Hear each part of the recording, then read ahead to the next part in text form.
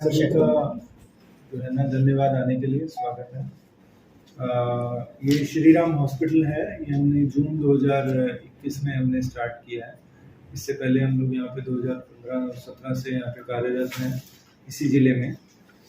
और ये इस एरिया का एक अकेला ऐसा हॉस्पिटल है जहाँ पे बच्चों की सर्जरी की सुविधा है, मतलब 24 घंटे उपलब्ध हैं।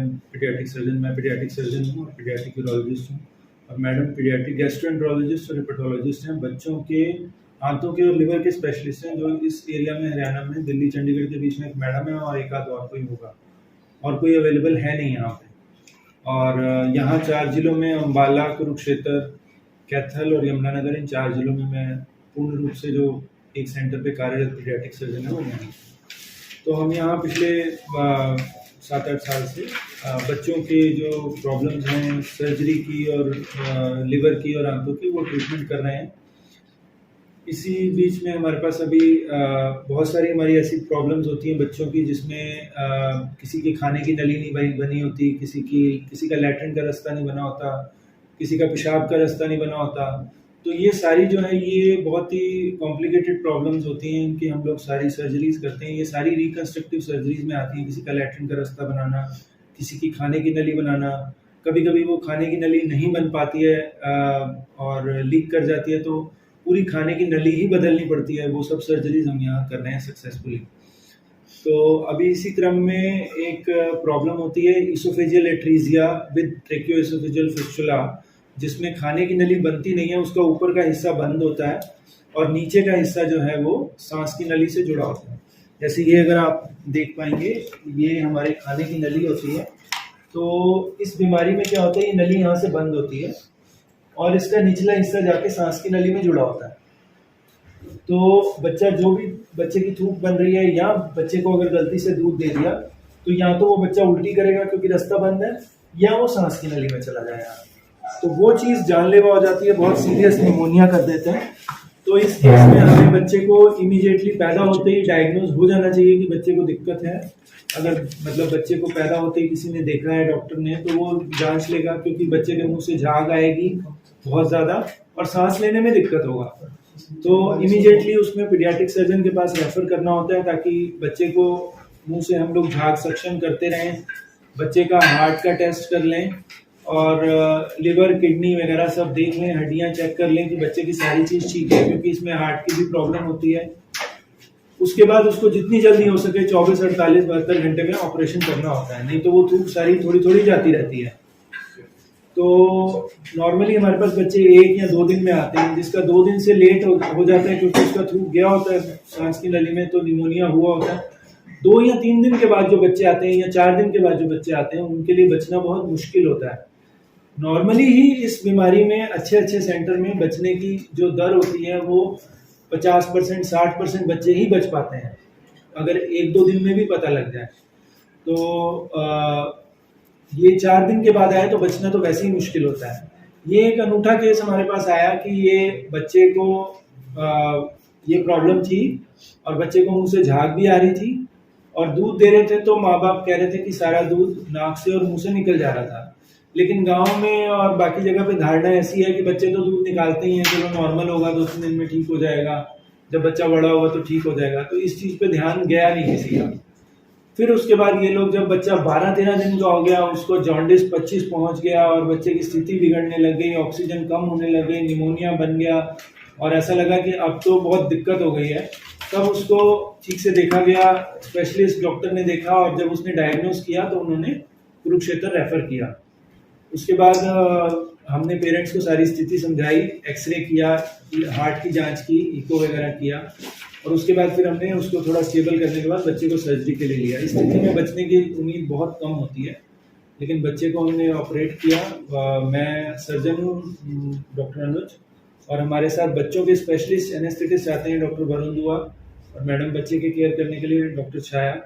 तो हमारी टीम ने, और बाकी हमारा ओटी स्टाफ है, सूरज है, अमित हैं और नर्सिंग स्टाफ, हम लोगों ने मिलकर जो उसका केयर किया। तो बच्चे को 6 दिन तक हमने नाक की नली से ही दूध दिया, क्योंकि जो नली जोड़ते हैं उसको थोड़ा आराम भी देना होता है, तो हम नाक में नली डाल के उसको सीधा पेट में डाल देते हैं।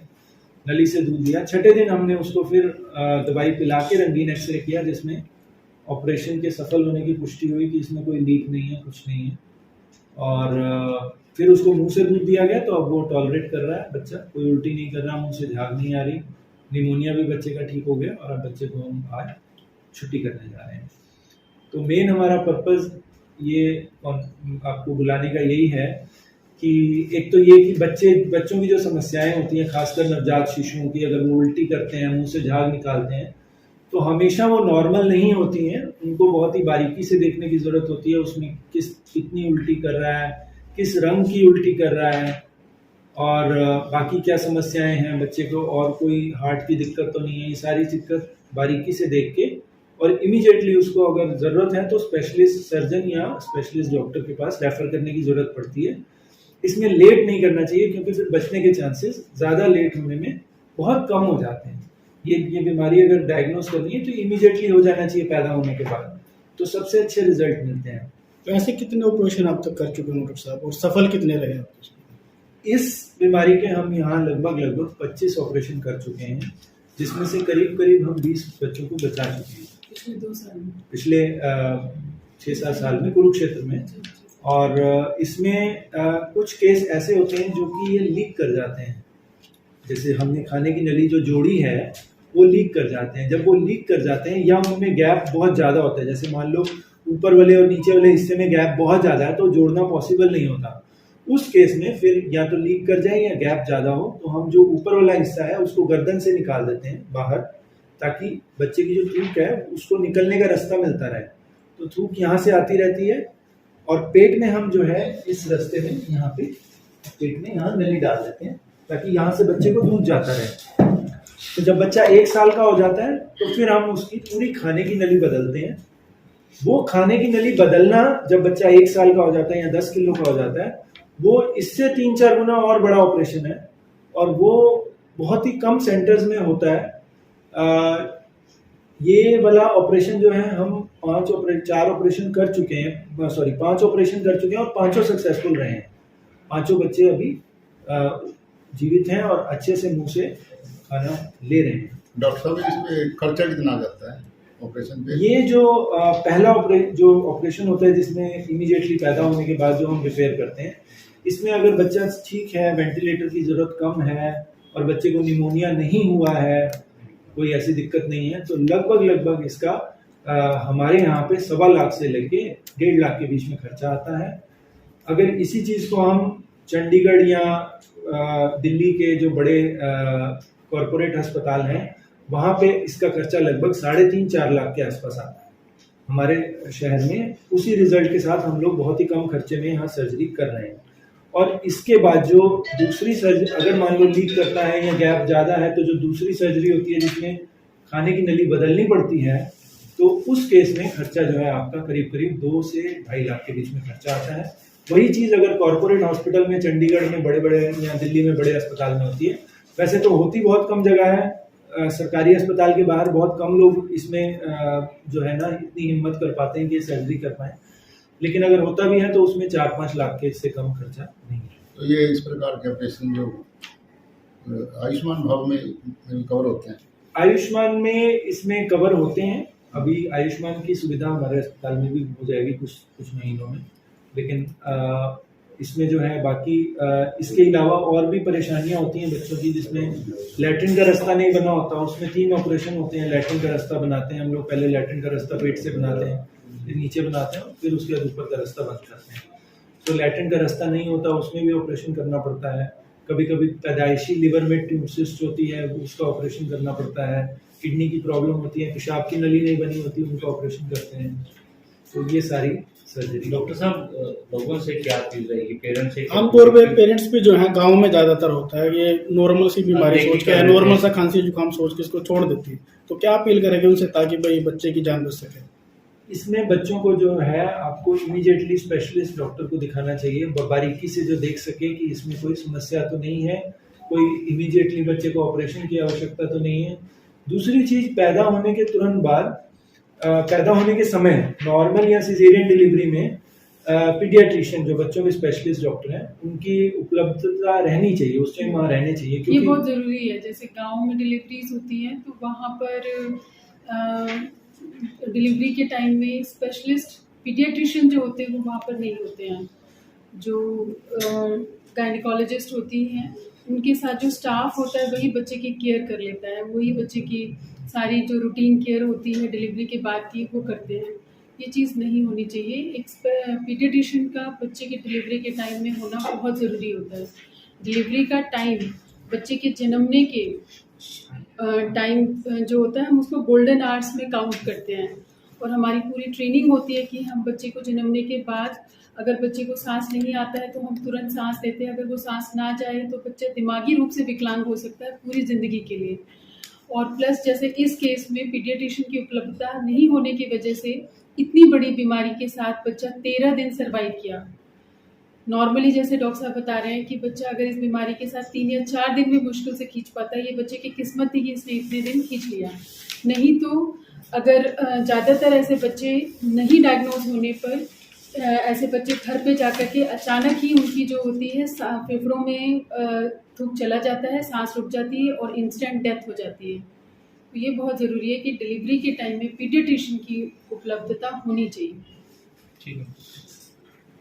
कुछ ऐसी और उल्टी से रिलेटेड समस्याएं होती हैं, जैसे अगर कुछ डेंजर साइन होते हैं, अगर बच्चा हरे रंग की उल्टी कर रहा है तो वो तो एकदम इमीडिएटली देखने की ज़रूरत है सर्जन को कि इसको ऑपरेशन की ज़रूरत तो नहीं है, क्योंकि छोटे बच्चे में हरे रंग की उल्टी करना मैक्सिमम टाइम्स, ज़्यादातर समय ये जो है ये ऑपरेशन की इंडिकेशन होता है कि अंदर आँख में कहीं ना कहीं रुकावट है या आँख घूम गई है।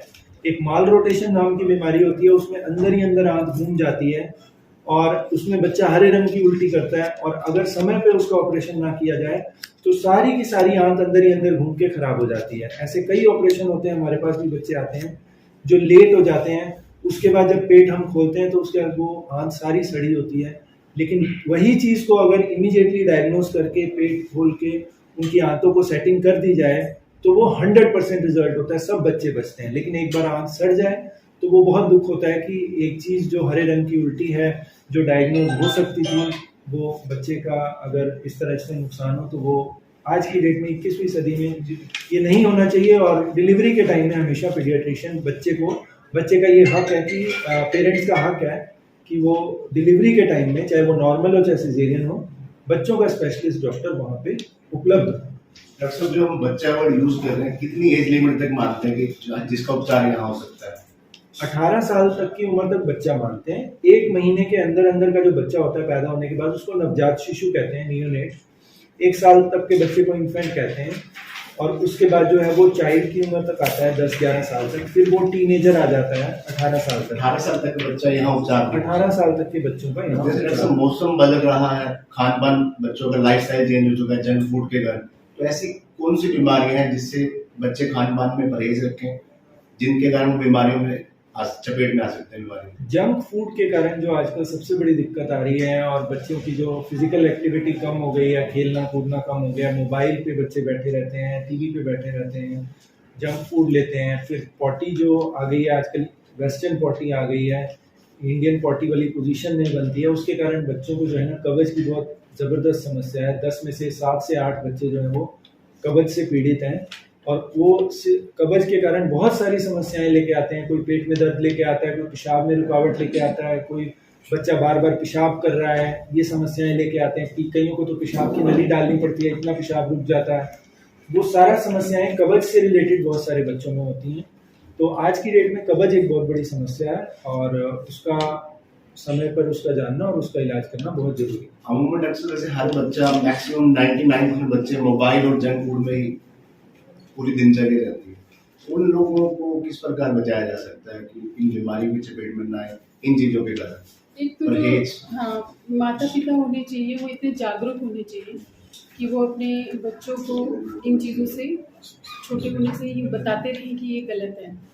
और बच्चों की डाइट में टू टाइम्स फ्रूट या वेजिटेबल सैलेड का इंटेक बहुत ज़रूरी है। इसके लिए जो होना चाहिए, पेरेंट्स को जागरूक होना चाहिए और बच्चों को मोटिवेट करना चाहिए। और इसके लिए हम यहाँ पर प्रॉपर जो होता है काउंसलिंग सेशंस रखते हैं जब हमारे पास पेरेंट्स आते हैं कि वो कैसे बच्चे को मोटिवेट कर सकते हैं। इसके अलावा बच्चे को बेकरी प्रोडक्ट से भी दूर रखना बहुत ज़रूरी होता है। बेकरी प्रोडक्ट्स जो होते हैं आजकल बिस्किट्स वगैरह को लोग बहुत नॉर्मल खाना मानते हैं, जबकि जो बिस्किट होता है वो पूरी तरीके से मैदे का बना हुआ होता है, उसके अंदर सोडे का इस्तेमाल होता है और बहुत हाई हीट में बनता है वो जब बच्चे रेगुलर खाते हैं तो उनकी अंदर की जो इंटेस्टाइन की पाचन की शक्ति होती है वो छोटे होते ही ख़त्म हो जाती है। जो बीमारियां बड़ों बुजुर्गों को होती हैं कि धीरे धीरे करके पाचन शक्ति कम होने लग जाती है वो आजकल ये बीमारियां बच्चों में आने लग गई हैं। तो पेरेंट्स को जागरूक होना चाहिए, बच्चे की फिजिकल एक्टिविटी के ऊपर उनको ध्यान देना चाहिए। आजकल बच्चे मोबाइल और टीवी से दूरी रखना बहुत मुश्किल हो गया, क्योंकि घर में टीवी और हाँ मोबाइल हर पढ़ाई किसी के लिए मजबूरी भी हो गई है। तो ये बहुत ज़रूरी है कि बच्चा जैसे ही 5 साल का हो जाए, जैसे आप स्कूल में दाखिल कराते हैं बच्चे को, उसी तरीके से बच्चे को किसी न किसी आउटडोर गेम्स में भी या आउटडोर एक्टिविटी के लिए भी आपको घंटा या घंटा 1.5 घंटे का टाइम निकाल करके बच्चे को टालना चाहिए। जैसे लॉन टेनिस हो गया, बैडमिंटन हो गया, डांस हो गया, इस तरह की कोई एक्टिविटी। इससे बच्चे के अंदर फिजिकल एक्टिविटी होगी तो उससे इंटेस्टाइन भी मजबूत होती है, प्लस अच्छे हार्मोन्स भी डेवलप होते हैं। और इस एज में ग्रोथ हार्मोन्स और बाकी हार्मोन्स जो होते हैं, इसी पर बच्चे का आगे किस तरीके का विकास होगा वो निर्भर करता है। डॉक्टर साहब, जैसे पिछले दिनों काफी एक वीडियो वायरल होती थी कि अचानक कोई कलाकार डांस कर रहा है, अचानक हार्ट अटैक आया, गिर गया। कोई ऑफिस में कोई पर्सन काम कर रहा है, अचानक गिर गया, डेथ हो गई उसकी। तो ऐसे बच्चे आजकल, जैसे जिम मैक्सिमम बच्चे 10th के बाद 8th के बाद ही जिम में जाना शुरू हो गए, तो क्या वो जिम उन बच्चों के लिए कहीं हानिकारक है? बहुत ज्यादा हानिकारक है। जिम जो है वो एकदम बहुत ज्यादा फास्ट एक्टिविटी करवाते हैं। जैसे योग और प्राणायाम है वो थोड़ा सा बच्चों के लिए बेटर है, क्योंकि उसमें क्या है कि योग और प्राणायाम में बीच में रेस्ट भी होती है। बहुत ज्यादा बेटर है, बच्चों को जिम में नहीं डालना चाहिए, क्योंकि जिम में जो एक्टिविटी कराते हैं उसमें कार्डियक एक्टिविटी बहुत ज्यादा होती है। हार्ट के ऊपर जोर पड़ता है। हार्ट के ऊपर जो होता है बहुत ज़्यादा रेजिस्टेंस एक्सरसाइजेज जो होती हैं, कार्डियक आउटपुट की बहुत ज़्यादा डिमांड बढ़ जाती है, उसके लिए बच्चे कोप अप नहीं कर सकते हैं। इसीलिए आपको बच्चे के लिए अगर आपको इसी तरीके की कोई एक्टिविटी करानी है जिसमें मसल स्ट्रेंथ बढ़े, तो योग से बेस्ट कुछ नहीं है। योग जो होता है उसमें stretching, meditation, abdominal muscles, respiratory muscles, heart, हर चीज़ के लिए उसके अंदर उसके अंदर हर के लिए एक एक एक्सरसाइज होती है। वो करने से बच्चे जो होते हैं धीरे करके उनकी बॉडी जो होती है वो फिट बनती है। जिम जो होता है बच्चों के लिए हानिकारक है। सिर्फ मसल ट्रेनिंग कराते हैं, अदरवाइज जो बच्चे के पूरे विकास के लिए आपकी चेस्ट स्ट्रांग होना चाहिए, आपका लंग स्ट्रांग होना चाहिए, आपका हार्ट स्ट्रांग होना चाहिए, माइंड स्ट्रांग होगा, आपकी आई शार्प होंगी, आपकी जो फेशियल मसल्स हैं, दांत, जब हर बॉडी का सिस्टम जो होता है अपने ऑप्टिमल लेवल पे काम करता है, तब एक बच्चा जो होगा जब बड़ा होगा तो वो मैक्सिमम उसकी जो पोटेंशियल है वो पूरा बाहर निकलेगा। जिम में ऐसा नहीं होता है। जिम जो होता है उनकी जो एक्सरसाइजेस वगैरह होती हैं वो सिर्फ मसल्स के ऊपर फोकस्ड है, एब्डोमिनल मसल्स, बाइसेप्स मसल्स, इन्हीं के ऊपर फोकस्ड है। तो ये सिर्फ बाहरी रूप से आपके शरीर को देखने में सुंदर बनाता है, बट अंदर से वो शरीर को खोखला करता है। और दूसरी चीज़, जिम में जो ये प्रोटीन पाउडर्स देते हैं बॉडी के बिल्डअप के लिए, उनके अंदर जो प्रोटीन का इस्तेमाल किया जाता है वो जो प्रोटीन होता है वो एनिमल प्रोटीन्स होते हैं और वो इंटेस्टाइन के लिए बहुत डेंजरस होते हैं। मेरे पास आते हैं बच्चे जो जिम के पाउडर वगैरह इस्तेमाल करते हैं और आगे जाकर के इरिटेबल बाउल सिंड्रोम का शिकार हो जाते हैं, और उसके बाद इरिटेबल बाउल सिंड्रोम का इलाज बहुत मुश्किल है। उसके लिए आप दवाइयों के ऊपर डिपेंडेंट हो जाते हैं, बिना दवाई के आपकी जो इंटेस्टाइन होती है वो काम नहीं करती है। तो इस तरह के पाउडर्स जो होते हैं वो देते हैं, प्रोटीन पाउडर, जिससे जल्दी मसल बिल्डअप करने के लिए। और इसके अलावा उन प्रोटीन पाउडर्स के अंदर स्टेरॉइड होता है, वो स्टेरॉइड्स जो होते हैं वो आपकी हड्डियों को, मांसपेशियों को बहुत कमज़ोर कर देते हैं। तो इसीलिए हमारे हम लोगों के हिसाब से एज अ पीडियाट्रिशियन जो हमारी ट्रेनिंग एज अ गैस्ट्रोएंटरोलॉजिस्ट, हम तो स्ट्रिक्टली जिम के लिए मना करते हैं एंड वी एडवाइज कि आप यू गो फॉर योग प्राणायाम से। श्री राम हॉस्पिटल में ऐसे भी केस आते हैं बच्चों के जो जंक फूड के कारण या मोबाइल के कारण या जिम के कारण बहुत सारे जो हमारी ओपीडी है वो इसी से चल रही है। हमारे वजह यहाँ हमारी लेप्रोस्कोपी और रॉबर्ट सर्जरी भी है। हमारे यहाँ लेप्रोस्कोपिक सर्जरी है। लेप्रोस्कोपिक ये होती है मिनिमल इन्वेसिव सर्जरी। इसमें होता है कि हम बच्चे को बाहर से चीरा ना लगा के दूरबीन से ऑपरेशन करते हैं। तो दूरबीन से या तो वो मुंह से दूरबीन का टेस्ट होता है, जैसे मैडम एंडोस्कोपी करते हैं, या लैटेंट के रास्ते दूरबीन का टेस्ट होता है जिसको सिग्मोइडोस्कोपी या कोलोनोस्कोपी कहते हैं। इसके अलावा सांस की नली की दूरबीन की जांच होती है।